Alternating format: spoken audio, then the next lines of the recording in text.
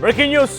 Gaza Gaza అంటే ఇప్పుడు కేవలం అదొక ప్రాంతం కాదు, పూర్తిగా ఒక శవాల దిబ్బలుగా మారిపోయింది, ఒక శ్మశానంలో మారిపోయింది. ఎంతటి మారణ హోమం అంటే మీరు అర్థం చేసుకోండి. 2023 నుంచి ఈ రోజు వరకు కొన్ని వేల మంది, 75,000 మంది సుమారుగా చనిపోయారు అక్కడ బికాజ్ ఆఫ్ అటాక్స్. ఇజ్రాయెల్ చేస్తున్న అటాక్స్ నేపథ్యంలో 75,000 మంది అక్కడ చనిపోయారు. ఎక్కడ చూసినా శవాల గుట్టలే కనబడుతున్నాయి. శ్మశానాన్ని తలపిస్తోంది గాజా దేశం మొత్తం. ఇట్స్ చిన్న స్ట్రిప్పర్ అంతే. మీరు వరల్డ్ మ్యాప్ ఉంటే గాజా స్ట్రిప్ అని కొట్టండి, అది చిన్న స్ట్రిప్ అంతే. ఇక్కడ ఏంటి మరి ఈ స్ట్రిప్ దగ్గర అంటే ఇజ్రాయెల్ అండ్ పలిస్తీనీ వేర్పాటువాదం మీకు తెలిసిందే. అయితే పలిస్తీనా వేర్పాటువాదంలో నుంచి ఒక చిన్న పొలిటికల్ అండ్ మిలిటెంట్ వింగ్ పుట్టుకొచ్చింది హమాస్. ఈ హమాస్ గాజా ప్రాంతాన్ని స్వాధీనపరుచుకుంది 2007లో. అప్పటి నుంచి అవకాశం దొరికినప్పుడల్లా ఆ హమాస్ మిలిటెంట్ గ్రూప్ నుంచి ఇజ్రాయెల్ పైన అటాక్ జరుగుతోంది. ఆ గాజా స్ట్రిప్కి అండ్ ఇజ్రాయెల్ ఆ బార్డర్ షేరింగ్ నేషన్స్గా ఉన్నాయి కాబట్టి అక్కడ ఆ బార్డర్కి సమీపంగా ఉన్నటువంటి ప్రాంత ప్రజల్ని భయపెట్టించి ఏదో రకమైన ఆందోళనలు, నిరసనలతోని అక్కడి నుంచి పంపించేస్తున్నారంట. అంటే ఇజ్రాయెల్ దేశం ఏం భయపడిందంటే రాను రాను వీళ్ళంతా మా దేశంలోకి చొరబడి విస్తరిస్తున్నారని చెప్పి భయపడిపోయి గాజాపై అటాక్ చేయడం మొదలుపెట్టింది. 2023 నుంచి అటాక్ జరుగుతోంది. 2017 ఆ సమయం నుంచి అక్టోబర్ 7 నుంచి 2026 మే 28 వరకు ఇజ్రాయెల్ దాడిలో, అంటే ఆల్మోస్ట్ ఆల్ ఒక 13 సంవత్సరాల ఈ దాడిలో కౌంట్లోకి వచ్చినటువంటి ఆ స్టాటిస్టికల్ నెంబర్స్ మీకు చూపిస్తున్నాను.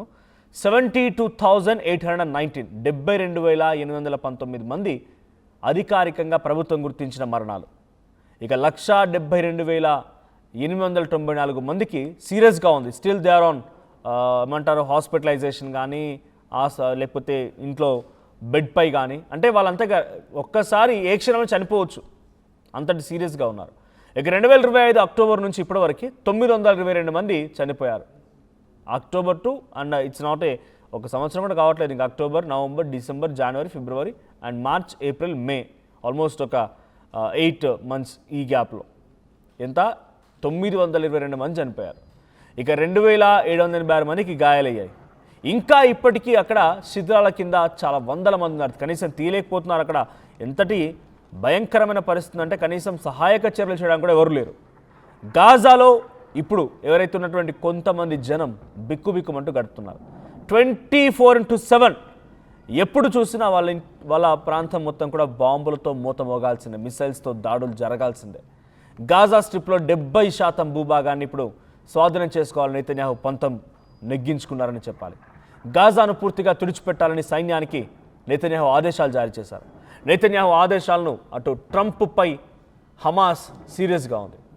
సో ఖండించట్లేదు ట్రంప్, అంటే ట్రంప్ దాన్ని పట్టించుకోవడం లేదు. ఇంత దాడి జరుగుతున్నా ఏమాత్రం దగ్గరికి రాకుండా వదిలేస్తున్నారని చెప్పి హమాస్ కూడా చాలా భయంకరంగా ఇటు ట్రంప్ పైన సీరియస్గా ఉంది.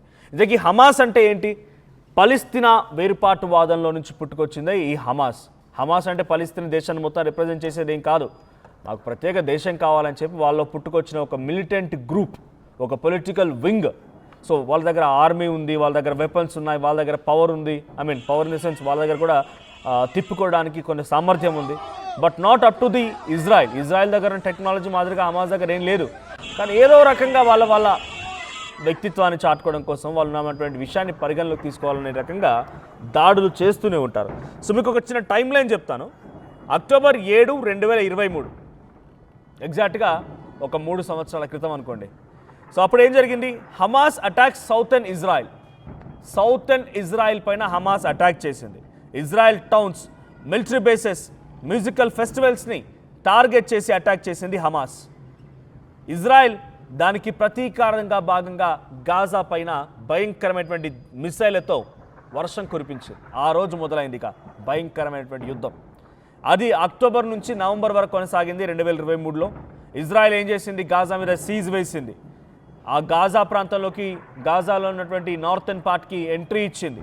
అక్కడ కూడా అనేక రకాలుగా సివిలియన్స్, హమాస్ పేరుతో ఉన్నటువంటి సివిలియన్స్ మొత్తాన్ని కూడా అంతమందించింది. కొన్ని వేల మందిని దొరికినట్టుగా చంపేసింది. కనీసం అక్కడ తినడానికి తిండిగు లేదు. మీకు కొన్ని విజువల్స్ బహుశా ఒకసారి ఇఫ్ యూ హ్యావ్ మీ చేతిలో స్మార్ట్ ఫోన్ కనుక ఆన్ ది స్పాట్లో ఉంటే ట్విట్టర్ ఓపెన్ చేసి గాజా అని టైప్ చేయండి ట్విట్టర్లో.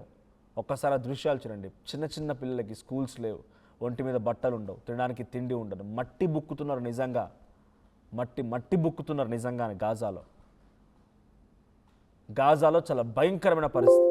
అయితే అక్కడి నుంచి నవంబర్ 2023 రోజు సీజ్ ఫైర్ జరిగింది, టెంపరరీ సీజ్ ఫైర్. ఏమని? Israel hostages and Palestinian prisoners exchanged. ఇటువైపు నుంచి పలిస్తానికి సంబంధించిన ప్రిజనర్స్ని మాకు పంపించేయాలని చెప్పి హమాస్ పెట్టుకుంటే, ఇజ్రాయెల్కి సంబంధించిన వారి వరకు కొంతమంది హమాస్ అదుపులోకి తీసుకుందో వాళ్ళని పంపించమని ఇజ్రాయెల్ పెట్టింది. So it's a cease fire. ఆ తర్వాత 2024లో మళ్ళీ యుద్ధం మొదలైంది, చాలా భయంకరమైన యుద్ధం.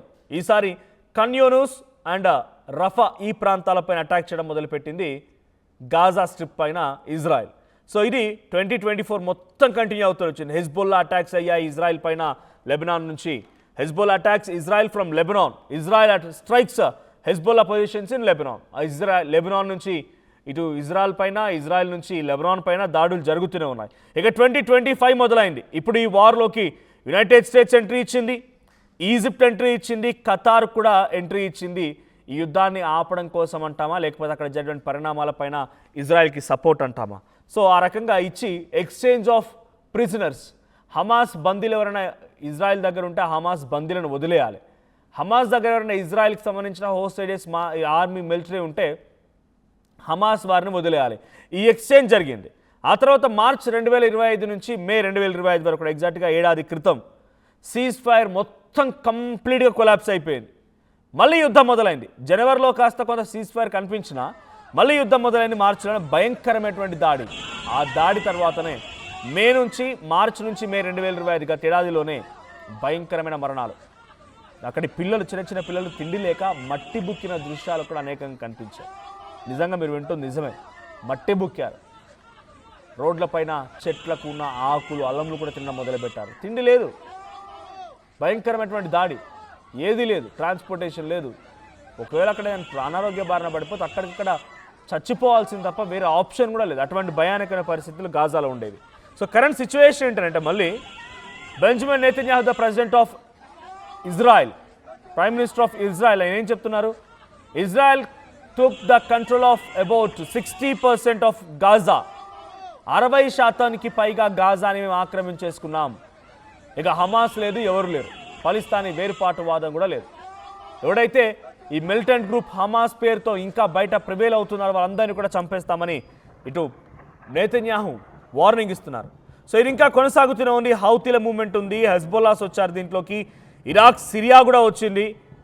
యునైటెడ్ స్టేట్స్ అన్ని కూడా ఇజ్రాయెల్ మిలిటరీకి సపోర్ట్గా ఉన్నాయి. సో దీంట్లో మీడియేటర్గా ఉంది Qatar, Egypt, United states, United nations, చాలామంది ఇక్కడ ఉన్నారు. ఒకసారి మీకు చివరిగా ఆ కౌంట్ చూపిస్తాను, స్టాటిస్టికల్ డేటా. 72,816 మంది సుమారుగా. ఒకసారి పీసీ ప్లే చేయండి. ఆ స్టాటిస్టికల్ డేటా ప్రకారంగా చూడండి ఎంతమంది చనిపోయారనేది. It's biggest count ever. ఒక యుద్ధం జరిగినప్పుడు ఈ జనరేషన్లో, ఈ 21st జనరేషన్లో ఎన్ని మరణాలు అంటే ఎవరు ఊహించని స్థాయిలో మరణాలు. 72,000 పైచిలుకు మరణాలు. 24,000 మందికి, 124,000 మందికి పూర్తిగా నిరాశ్రయులైపోవడాలు. ఇది ఇంకా చాలా భయంకరంగా ఉంది. 72,219 మంది చనిపోతే 172,000 మందికి పైచిలుకు వారంతా కూడా సీరియస్గా ఉన్నారు.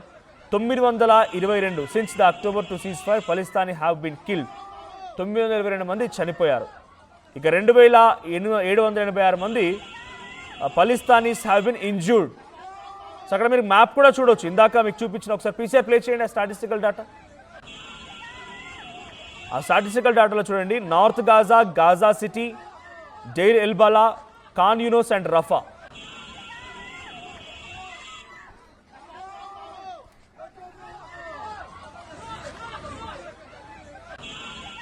ఆ స్టాటిస్టికల్ డేటా మీకు చూపిస్తాను నేను. ఒకసారి పీసీఆర్ ఆ మ్యాప్ ప్లే చేయండి. ఆ డేటాలో మీరు గమనిస్తే మరణాలతో పాటుగా అక్కడ మ్యాప్ కూడా ఉంది. ఒకసారి ఫుల్గా ప్లే చేయండి. దాంట్లో north Gaza, Gaza city, Deir el Balah, Khan Younis and Rafah ఈ ప్రాంతాలు. ఇందాక నేను మీకు చెప్పాను, ఖాన్ యూనిస్ అండ్ రఫా పైన 2024లో పూర్తిగా ఆ పార్ట్ మొత్తాన్ని కూడా స్వాధీనపరుచుకుంది ఇజ్రాయెల్.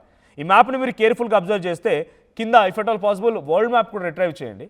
ఆ వరల్డ్ మ్యాప్లో కింద పార్ట్ మొత్తం నార్త్ గాజాపై అటాక్ అని అంటే అక్కడి నుంచి నరక్కు రావడం మొదలుపెట్టారు ఇజ్రాయెల్.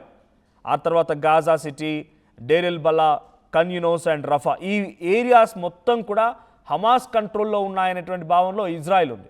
అందుకే హమాస్ ఎక్కడైతే తను స్ట్రెంథెన్ చేసి పెట్టుకుందో ప్రతి చోట, ఇవన్నీ ప్రావిన్స్ అంటూ ఉంటారు, ఈ వెస్టర్న్ కల్చర్ లేకపోతే ఇటువంటి ప్రాంతాల్లో స్టేట్స్ కావు ఇవన్నీ provinces. So northern Gaza province, Gaza city province, Deir el Balah, ఈ ప్రావిన్సెస్లో కంప్లీట్గా ఉన్నటువంటి హమాస్ హెజ్బొల్లా వ్యవస్థలు మొత్తాన్ని కూడా అంతమొందించి కేవలం ఒక శిథిలాలు మాత్రం మిగిలిపోయాయి. శిథిలాల కింద ఇంకా అనేక మృతదేహాలు కూడా ఉన్నాయి. ఇది ఇంకా కొనసాగుతుంది. యాజ్ ఆఫ్ నౌ ఈ డెత్ కౌంట్ చూస్తూ ఉంటే చాలా భయంకరంగా ఉంది. ఈ డెత్ కౌంట్ ఇంకా రోజు రోజుకి పెరిగే అవకాశం కూడా ఉంది. బికాజ్ 60% మాత్రమే కైవసం చేసుకున్నాడు. పూర్తిగా గాజా స్ట్రిప్ని లేకుండా చేస్తేనే డొనాల్డ్ ట్రంప్ అటు ఉన్నటువంటి నెతన్యాహుకి కొంత క్లియరెన్స్ ఉంటుంది. ప్రపంచ దేశాల్లోకెల్లా ఆయన ఇక్కడి నుంచి చాలా అనేక రకాల సమస్యలు ఎదుర్కొంటున్నాడు. ఎందుకంటే హమాస్, హెజ్బొల్లా లాంటి సంస్థలు తనపై అటాక్ చేయడం, అక్కడి పరిస్థితి మొత్తాన్ని కూడా కొంత కంట్రోల్లో తీసుకునేందుకు ప్రయత్నం చేయడం ఇవన్నీ జరుగుతున్నాయి. సో వరల్డ్ మ్యాప్లో కూడా మీరు చూడండి, వరల్డ్ మ్యాప్లో చూస్తే కూడా ఇదే మాదిరిగా మీకు పరిస్థితి కనబడుతుంది.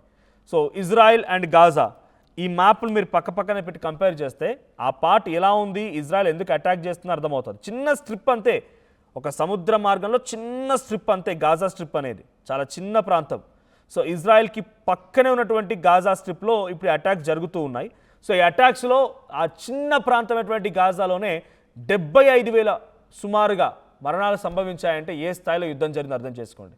It's just a recent statistical update. ఈ యుద్ధం ఇంకా కొనసాగుతుంది, ఇంకా ఎన్ని మరణాలు సంభవిస్తాయో చూడాలి.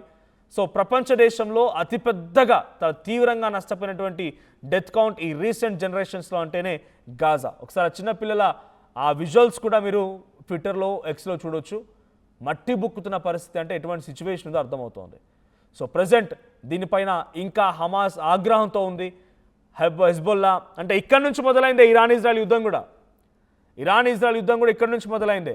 ఇక్కడ హమాస్, హెజ్బొల్లా ఈ సంస్థలకి ఇరాన్ సూపర్ సహకరిస్తుండేవాడు. వాళ్ళు వెళ్ళి ఇజ్రాయెల్పై అటాక్ చేస్తుండేవారు. అట్లా నువ్వు వాళ్ళకి సహకరిస్తున్నావు అని చెప్పి ఇరాన్పై అటాక్ చేయడం, దీనిలోకి అమెరికా రావడం, అమెరికా ఇజ్రాయెల్ రెండు కలిసి ఇరాన్పై అటాక్ చేయడం, ఇరాన్ తిప్పికొట్టడం, గల్ఫ్ కంట్రీస్. ఇక్కడ మొదలైనటువంటి ఈ చిన్న బీజం గల్ఫ్ కంట్రీస్ మొత్తం పాకింది. గల్ఫ్ కంట్రీస్ మొత్తం కూడా అల్లకల్లమైన పరిస్థితి వచ్చింది.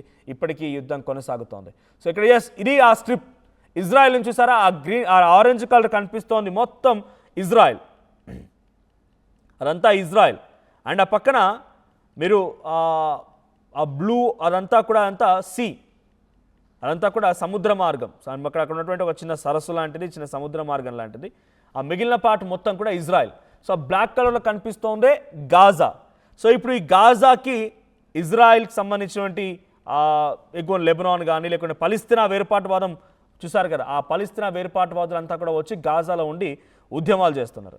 సో ఈ ఉద్యమం కాస్త ఇప్పుడు మాకు కొంత ప్రమాదంగా మారుతుంది కాబట్టే వాళ్ళు అటాక్ చేసి ఇంత భయంకరంగా వాళ్ళు చాలా డేంజరస్గా మారుతున్నారని చెప్పి ఇజ్రాయెల్ గాజాపై అటాక్ చేస్తూ హమాస్ మొత్తాన్ని కూడా పూర్తిగా తుడిచిపెట్టే ప్రయత్నం చేసింది. సో ఇప్పటివరకు జరిగిన మరణాలకు స్టాటిస్టికల్ డాటా ఇది. ఇరాన్ ఇజ్రాయెల్ యుద్ధం మొదలైంది కూడా ఇక్కడ.